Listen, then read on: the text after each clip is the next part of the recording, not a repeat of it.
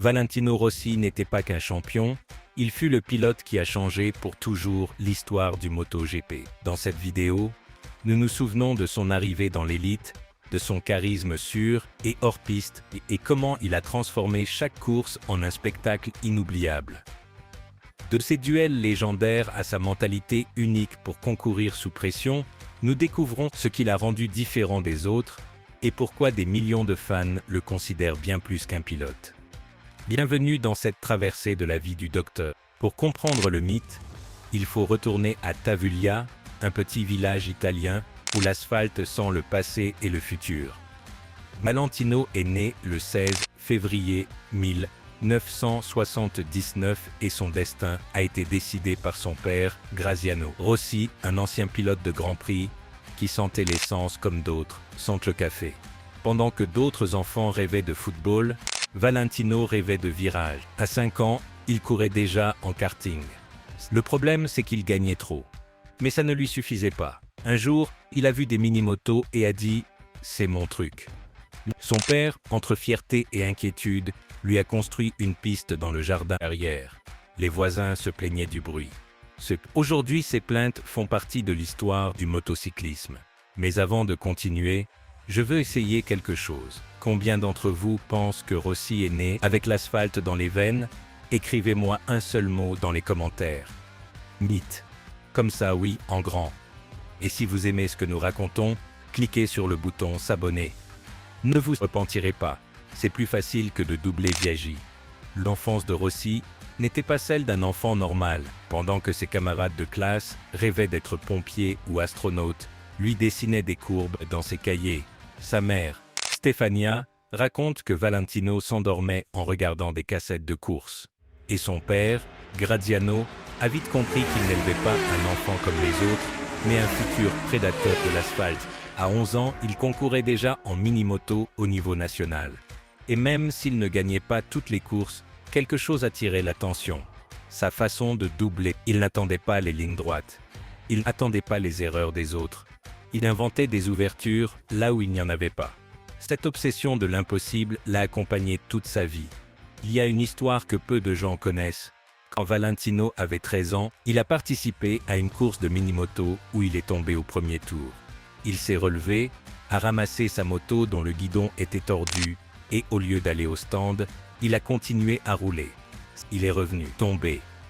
Il s'est relevé. Il a terminé la course en dernière position, mais avec les mains ensanglantées et un sourire jusqu'aux oreilles. En arrivant auprès de son père, il lui a dit « Tu as vu comment j'ai doublé 3 pilotes dans le virage 7 ?» La moto était cassée. Et pourtant je les ai dépassés. Graziano a compris là qu'il n'élevait pas un pilote de plus, il élevait un obsessionnel. Cette capacité à souffrir sans se plaindre et à transformer la douleur en spectacle serait une constante tout au long de sa carrière. Autre anecdote précoce, à 14 ans, Rossi a participé au championnat italien de mini-moto. Lors de la dernière course de l'année, il devait gagner pour être champion. Il est parti dernier à cause d'un mauvais départ, et au lieu de se résigner, il a commencé à doubler un par un. Dans le dernier tour, il a réussi à prendre la première place et à gagner la course. Ensuite, quand on lui a demandé comment il avait fait, il a répondu « Je ne sais pas, j'ai juste pensé que je ne pouvais pas perdre ». Cette phrase « Je ne pouvais pas perdre » résume sa mentalité tout au long de sa carrière. Il ne courait pas pour gagner, il courait pour ne pas perdre. Et c'est très différent. En 1996, à seulement 17 ans, Rossi fait ses débuts au championnat du monde 125 cm3 avec Aprilia. Il ne gagne pas cette année-là, mais quelque chose se remarque, ce n'est pas sa vitesse, c'est son regard. Tandis que les pilotes ont un air de concentration militaire, lui descend de sa moto et fait des blagues. En 1997, il écrase la concurrence avec 11 victoires, 13 podiums et son premier titre mondial. Le secret, il courait comme s'il était jouant au football avec des amis. Puis vint les 250 cm3, le saut de poids, de puissance, de folie. En 1999, de nouveau champion, mais le monde ne savait pas encore qu'il regardait un animal hors du commun. Quand Rossi est arrivé dans la catégorie reine, les autres ne pouvaient que regarder. L'année 2000 fut sa première année en 500 cm3 avec Honda. 5e au championnat. Apprentissage. Mais en 2001, l'avertissement est arrivé. 7 victoires, 9 podiums et son premier titre dans la catégorie Rennes. Il l'a fait avec une moto que beaucoup appelaient la bête noire, une 500 cm3 qui mordait ceux qui ne la respectaient pas et lui l'embrassait à chaque virage. Mais ce qui a changé l'histoire, ce n'était pas seulement d'y gagner, c'était la manière dont il le faisait. Pendant que les pilotes regardaient le chrono, Rossi regardait les rivaux dans les yeux. Il a commencé à doubler là où personne ne doublait, à freiner plus tard, à rire sur le podium. La vieille école du motocyclisme, sérieuse et froide, est restée figée. De plus, Rossi a compris quelque chose que personne n'avait compris avant. Le spectacle fait aussi partie du sport. À une époque où les pilotes donnaient des interviews robotiques et des regards vides, lui apparaissait avec des casques personnalisés chaque semaine, un casque avec la tête d'un chien, un autre avec un soleil géant, un autre avec des hommages à ses idoles. Les fans devenaient fous. Soudain, le MotoGP n'était plus seulement un groupe d'hommes tournant en rond, c'était un cirque, un théâtre, une fête. Et Rossi était le clown, le magicien et le gladiateur, tout à la fois. Je me souviens d'une anecdote du Grand Prix d'Italie au Mugello, en 2002. Rossi est arrivé sur le circuit avec un casque sur lequel était peint son propre visage faisant des grimaces. Quand les journalistes lui ont demandé pourquoi, il a répondu « Ils riront tellement qu'ils oublieront de freiner ». C'est de plus de 5 secondes. Ce niveau de théâtre psychologique était inédit en motocyclisme. Rossi ne courait pas seulement contre les motos, il courait contre les esprits. Et il avait toujours un coup d'avance. En 2002, un changement historique s'est également produit. Les 500 cm3 ont laissé la place au MotoGP 4 temps. Beaucoup de pilotes ont eu du mal à s'adapter. Pas Rossi. Il a été le premier à comprendre que les nouvelles motos nécessitaient un style plus doux, moins brusque. Tandis que les autres continuaient à déraper comme à l'époque des 2 temps, Rossi a commencé à prendre des virages propres, parfaits, presque sans mouvement. La Honda RC 211V était une fusée, mais sans Rossi, elle n'aurait pas été imbattable. Cette année-là, il a gagné 11 courses sur 16. Un scandale. Voici le moment qui sépare les bons des immortels. Fin 2003. Rossi quitte Honda, la moto imbattable, et part chez Yamaha, qui n'avait rien gagné depuis des années. La presse a dit que s'est-il passé. Sur la première course de 2004 à Welcome, en Afrique du Sud. Rossi part de la pole, se bat contre Biaggi et Gibernau, et il gagne.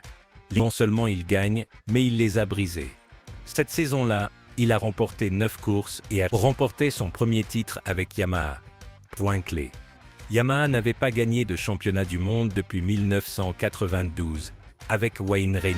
Rossi est arrivé et en un an, il l'a fait. Magie? Non. Talent, travail et une obsession de prouver qu'il était la différence, pas la moto. Cette saison 2004 est l'une des plus étudiées dans l'histoire du sport automobile. Rossi a demandé des changements au châssis, à l'électronique, même à la position du guidon. Les ingénieurs japonais de Yamaha, habitués à ce que les pilotes japonais acquiescent sans broncher, se sont retrouvés face à un Italien qui pointait du doigt chaque erreur. Et pas seulement il pointait, il montait sur la moto, faisait 20 tours et revenait avec des réponses. Il a construit la M1 à son image. Le résultat fut une moto qui, sans être la plus puissante, est la plus maniable en course. Et Rossi, avec son style souple et progressif, la faisait danser comme une valse à 3 temps. Mais le véritable coup d'éclat est arrivé lors de la deuxième course de cette saison, à Jerez. Et là, Rossi a dépassé Biaggi dans le dernier virage, sur l'herbe, littéralement. Il a mis la roue là où il n'y avait pas d'asphalte, a soulevé de la poussière et de la terre, et est sorti devant Biaggi, qui allait gagner, est resté les bras ballants. Après la course, Biaggi a dit, ce n'est pas du pilotage, c'est de la folie. Rossi a répondu, la folie, c'est de ne pas essayer. Cette phrase est devenue son manifeste, et les fans ce jour-là ont compris qu'ils étaient face à quelqu'un qui ne connaissait pas l'impossible. La grandeur d'un champion se mesure à ses rivaux. Rossi a eu les meilleurs. Max Biaggi, l'empereur romain, sérieux, calculateur, froid. Rossi l'a vaincu avec des sourires et des dépassements impossibles. Leur rivalité était digne d'un film. La presse italienne alimentait le feu, le Romain éduqué contre le provincial voyou. Sur les pistes, ils se frôlaient, se lançaient des regards noirs, des gestes, mais Rossi a toujours eu un avantage. Tandis que Biaggi prenait chaque défaite comme une tragédie personnelle, Rossi prenait chaque victoire comme une blague bien racontée. C'était Guiberno, l'Espagnol qui a failli lui ravir le titre en 2003 et 2004. Mais Rossi a battu avec un coup de maître à Jerez, 2005, un dépassement dans le dernier virage. Guiberno n'a plus jamais été le même. Cette course est mémorable car Rossi est entré là où d'un moustique ne passait pas. Guiberno a fermé la porte, mais Rossi était déjà dedans. Ils se sont touchés, Rossi est resté debout et a franchi la ligne d'arrivée le premier. Guiberno, lui, est tombé. Depuis ce jour-là, le mot Rossi lui donnait des cauchemars. Via Rossi Iderno a avoué des années plus tard que ce virage l'a hanté pendant le reste de sa carrière et qu'il n'a jamais pu bien dormir la nuit avant de courir contre Rossi. Seul Jorge Lorenzo, son coéquipier chez Yamaha. De génie, une boîte de outils.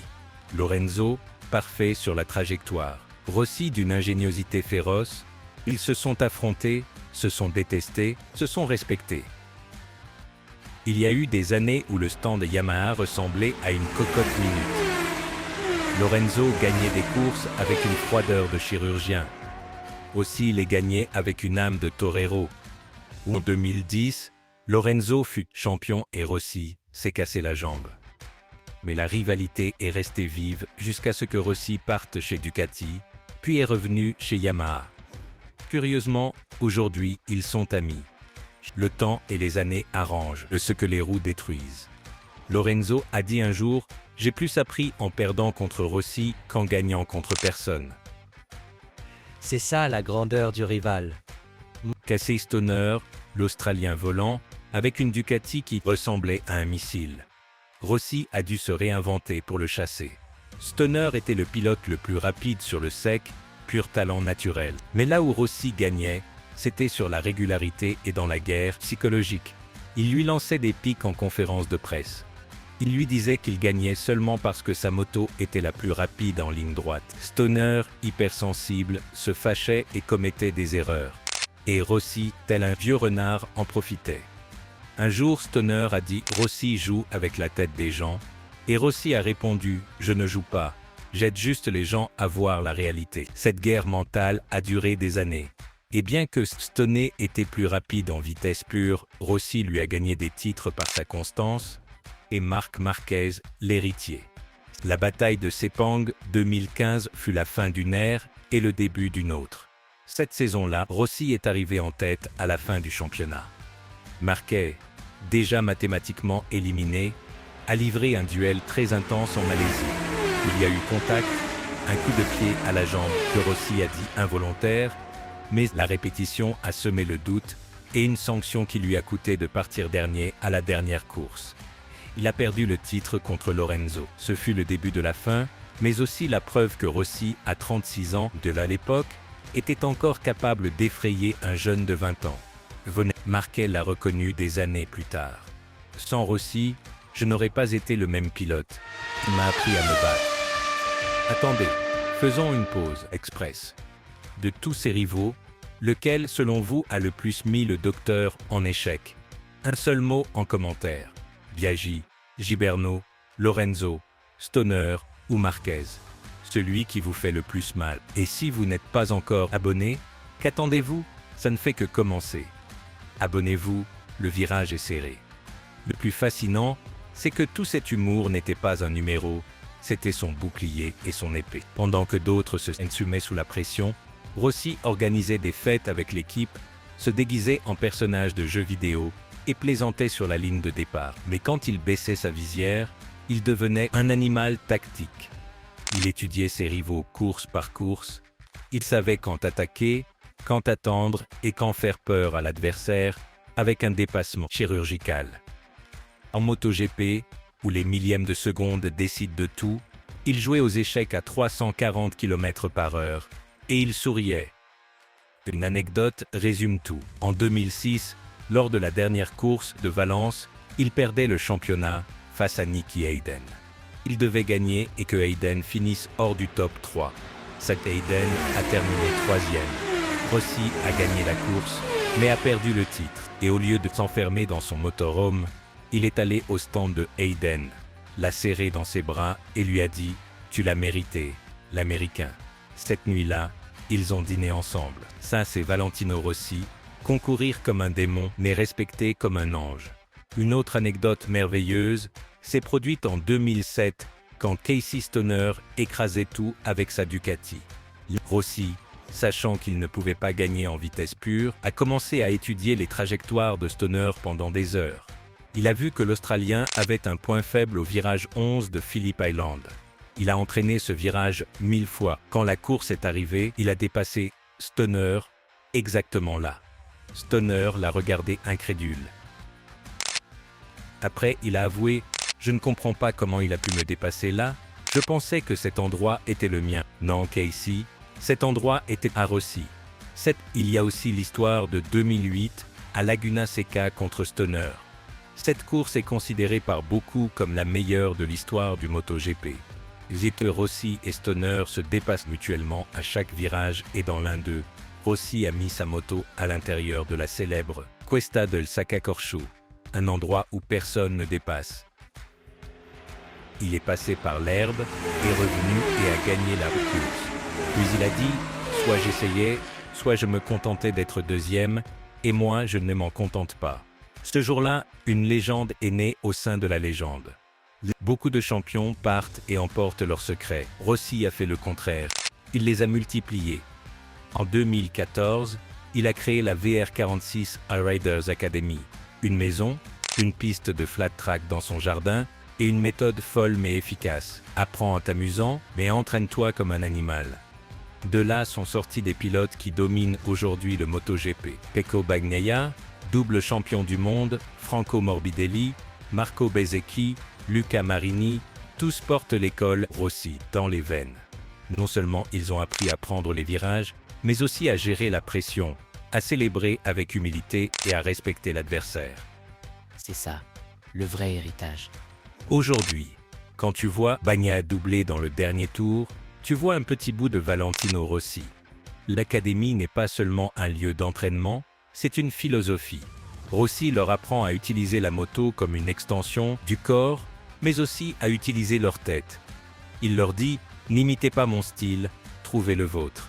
Et les jeunes grandissent. Aujourd'hui, la moitié de la grille MotoGP est passée par Tavulia, et tous, quand ils gagnent, ils montrent le ciel ou font le geste du 46, car ils savent que sans lui, ils ne seraient pas là. De plus, Rossi a fondé sa propre équipe, le VR46 Racing Team, qui actuellement participe au MotoGP avec des motos Ducati. Et il l'a fait avec un critère très clair, donner des opportunités à de jeunes Italiens. Pire, cette équipe est la suite naturelle de l'académie. Rossi ne court plus, mais ses couleurs, son 46, et sa façon de voir le motocyclisme sont toujours sur la grille.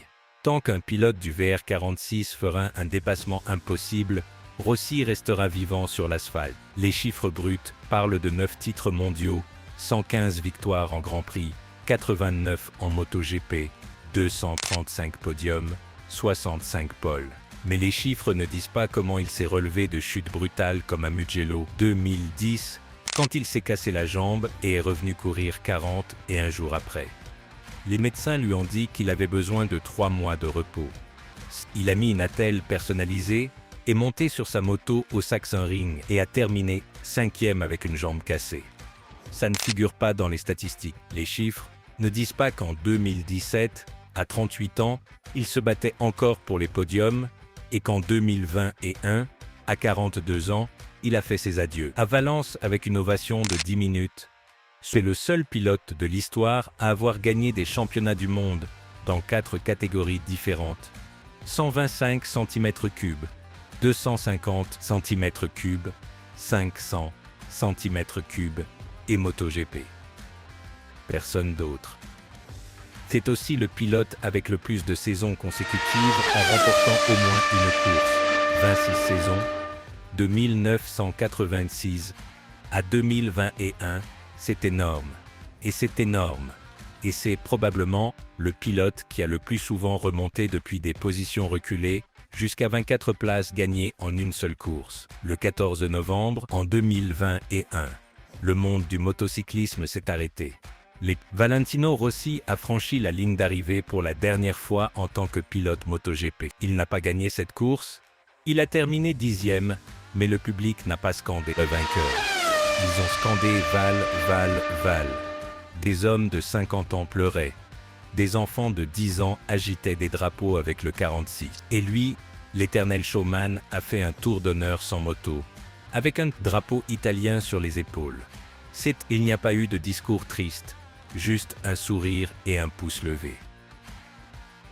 Car Valentino Rossi n'est pas mort en tant que pilote, il a simplement changé de casque. Aujourd'hui, Rossi court en voiture dans le GT World Challenge et est propriétaire de son équipe en MotoGP. Il reste le pilote le plus aimé, même s'il ne gagne pas. Pourquoi? Parce qu'il a rappelé à tous que le sport est émotion, pas seulement des statistiques. Qu'un dépassement peut être de l'art. Qu'on peut être compétitif sans être un robot. Les fans ne voulaient pas seulement qu'il gagne, ils voulaient le voir déguisé, voir ses stratégies de guerre psychologique, le voir tirer la langue à ses rivaux.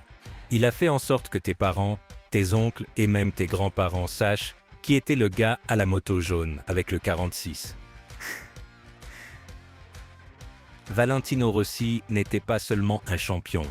Il était le pilote qui a changé pour toujours l'histoire du MotoGP. Il nous a appris que le talent sans charisme est du bruit, mais que le charisme sans talent est de la fumée. Il a réuni les deux et a créé une tempête parfaite qui a duré 26 ans. De ses duels légendaires à sa mentalité unique pour concourir sous pression, nous découvrons ce qui le rendait différent des autres et pourquoi des millions de fans le considèrent bien plus qu'un pilote. Nous explorons sa trajectoire à travers des témoignages, des jalons historiques et l'impact de sa personnalité sur le motocyclisme. Et nous avons compris comment il a forgé des rivalités inoubliables et a laissé un héritage durable en créant sa propre académie de talent. Avant de partir, juste une chose, quel mot vous vient à l'esprit quand vous entendez Valentino Rossi? Un seul mot ci-dessous: légende, idole, enfance, admiration, folie, passion, génie, n'importe lequel. Et si cette vidéo vous a fait vibrer comme une 500 cm3, vous savez, abonnez-vous et cliquez sur la cloche. Parce qu'ici, les virages se prennent avec l'âme. Je vous dis au revoir comme il le faisait toujours, avec un sourire et un ciao. On se voit au prochain tour.